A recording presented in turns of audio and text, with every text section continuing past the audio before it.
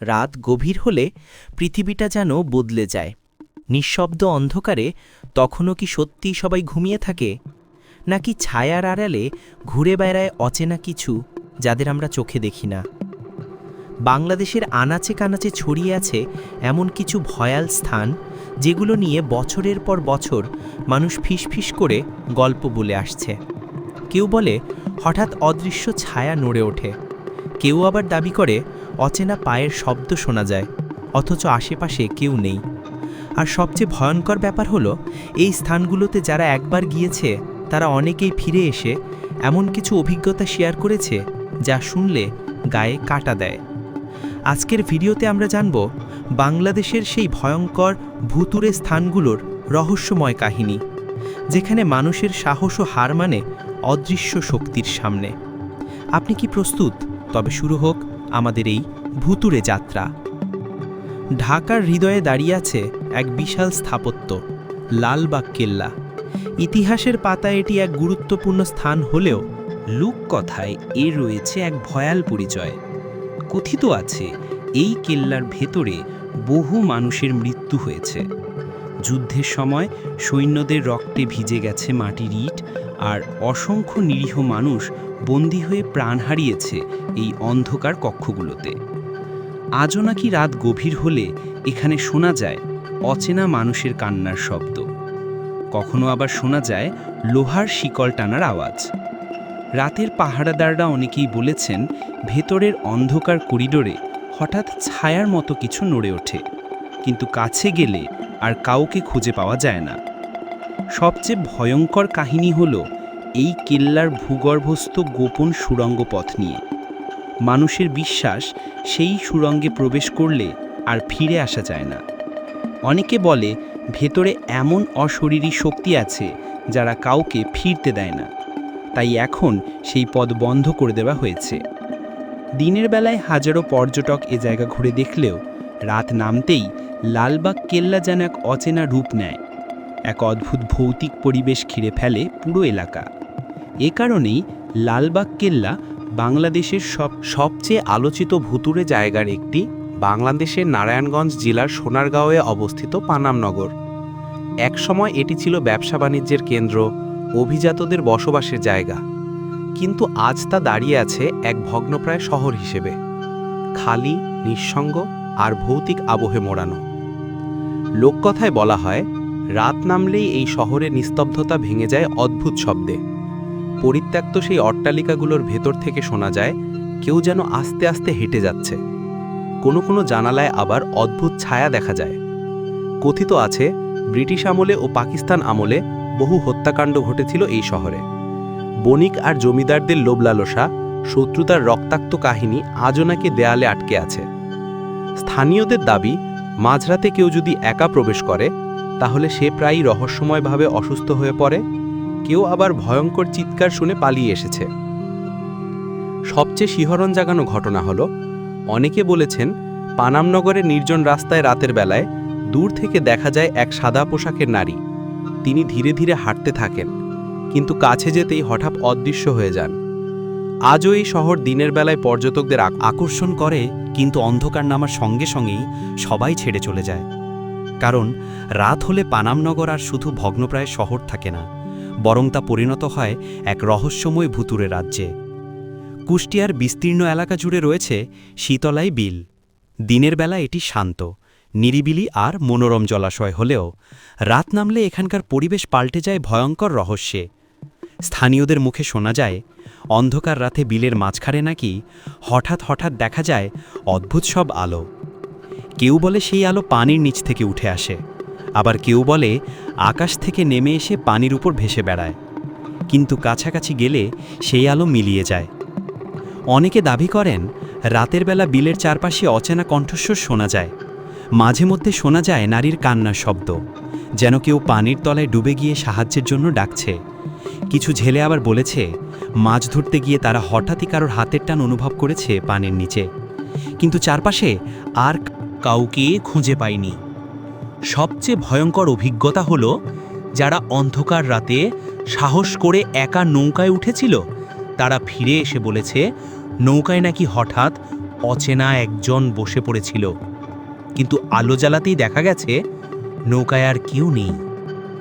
শীতলাই বিলোর এই রহস্যময় কাহিনীগুলো প্রজন্মের পর প্রজন্ম ধরে চলে আসছে। দিনের বেলায় মানুষ এখানে যাতায়াত করলেও রাতের অন্ধকার নামলেই চারপাশ নিস্তব্ধ আর ভয়াল হয়ে ওঠে। এ কারণেই শীতলাই বিলকে বাংলাদেশের অন্যতম ভুতুড়ে স্থান বলা হয়। চট্টগ্রামের ফটিকছড়ি উপজেলার জাফরনগরে দাঁড়িয়ে আছে এক পুরনো পরিত্যক্ত বাড়ি, যা এলাকাবাসীর কাছে পরিচিত ভূতের বাড়ি নামে।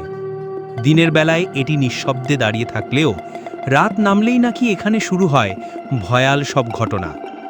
লোকমুখে প্রচলিত আছে এই বাড়ির ইতিহাস রক্তাক্ত কাহিনীতে ভরা। ব্রিটিশ আমলে নাকি এখানে এক জমিদার পরিবারের করুণ মৃত্যু হয়েছিল।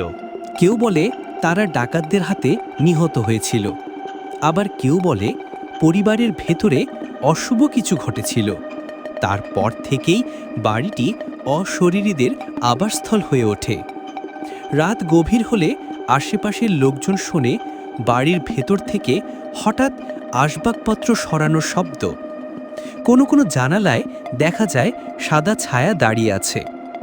কেউ যদি সাহস করে কাছে যায়, হঠাৎ দরজা নিজে থেকেই বন্ধ হয়ে যায়।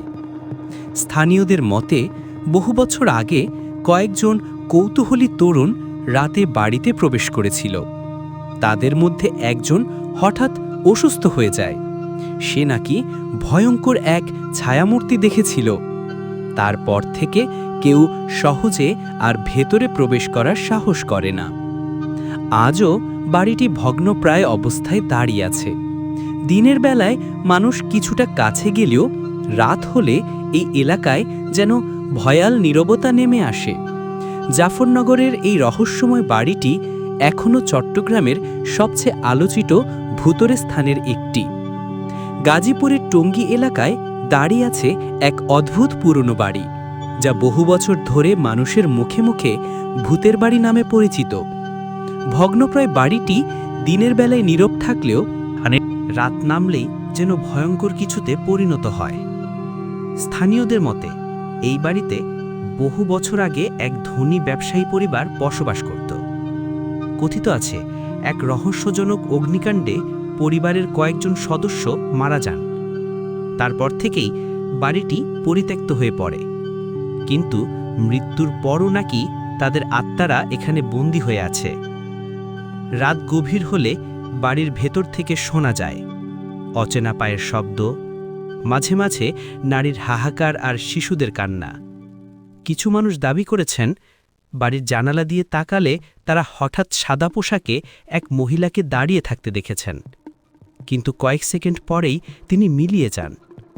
সবচেয়ে শিহরণ জাগানো কাহিনী হল অনেক বছর আগে কয়েকজন কৌতূহলী তরুণ সাহস করে ভেতরে প্রবেশ করেছিল।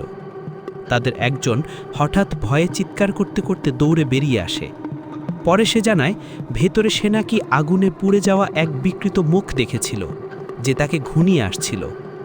আজও এই বাড়ি পুরোপুরি ফাঁকা।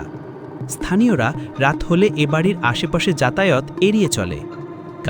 বিশ্বাস করা হয় টঙ্গীর এই পুরনো বাড়িতে এখনও অদৃশ্য আত্মারা ঘুরে বেড়ায়, যারা মানুষকে ভয় দেখিয়ে তাড়িয়ে দেয়। এ কারণেই এটি বাংলাদেশের অন্যতম রহস্যময় ভুতুড়ে বাড়ি হিসেবে পরিচিত। বরিশালের এক গ্রামে দাঁড়িয়ে আছে এক ভগ্নপ্রায় অট্টালিকা, যা চারপাশে পরিচিত শিকলবন্দি জমিদার বাড়ি নামে। জমকালো স্থাপত্যের এই বাড়ি আজ ধ্বংসস্তূপে পরিণত হলেও তার দেয়ালের ফাঁক ফোকরে এখনও লুকিয়ে আছে ভয়ের অদৃশ্য ছায়া।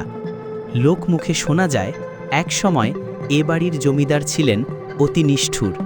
তিনি প্রজাদের উপর অমানবিক নির্যাতন চালাতেন, অসহায় মানুষদের শিকল দিয়ে বেঁধে রাখতেন এবং তাদের আর্তনাদে কেঁপে উঠত গোটা বাড়ি। অসংখ্য মানুষের কান্না, অভিশাপ আর রক্ত এই বাড়িকে ভয়ঙ্কর করে তোলে। আজও নাকি রাতে এই বাড়িটা শেষে এই বাড়ি থেকে শোনা যায় লোহার শিকল নড়ার শব্দ, কখনো আবার অচেনা কণ্ঠস্বর। কেউ যেন ব্যথায় আর্তনাদ করছে, আবার কেউ মুক্তি চাইছে। যারা সাহস করে ভেতরে প্রবেশ করেছে তারা প্রায়ই বলে হঠাৎ ঠান্ডা বাতাস এসে শরীর অবশ করে দিয়েছে। সবচেয়ে ভয়ঙ্কর কাহিনী হলো কিছু মানুষ বাড়ির এক কোণায় এমন একটি ঘর দেখেছে যেখানে দেয়ালের সঙ্গে শিকল ঝুলে আছে। তাদের দাবি গভীর রাতে সেই শিকল নাকি নিজের থেকেই নড়তে থাকে। দিনের আলোয় এই জমিদার বাড়ি ভগ্নপ্রায় নিঃশব্দ দাঁড়িয়ে থাকলেও অন্ধকার নামলেই তা ভয়াল অতীতের অভিশপ্ত ইতিহাস মনে করিয়ে দেয়। স্থানীয়রা বিশ্বাস করে জমিদারের অত্যাচারে নিহত মানুষের আত্মারা আজও শিকলবন্দী হয়ে আছে এই বাড়ির ভেতরে। এ কারণেই বরিশালের এই শিকলবন্দী জমিদার বাড়ি বাংলাদেশের অন্যতম ভয়াল ভুতুড়ে স্থান হিসেবে পরিচিত। ভিডিওটি যদি আপনার ভালো লেগে থাকে তাহলে অবশ্যই একটা থামস আপ দিয়ে সমর্থন জানাবেন। আপনার বন্ধুদের সঙ্গেও শেয়ার করুন, যাতে তারাও জানতে পারে বাংলাদেশের ভুতুড়ে স্থানগুলোর ভয়াল কাহিনী। আর নতুন নতুন ভয়ঙ্কর ভিডিও পেতে হলে চ্যানেলটি সাবস্ক্রাইব করে পাশে থাকা বেল আইকনটি বাজিয়ে রাখুন।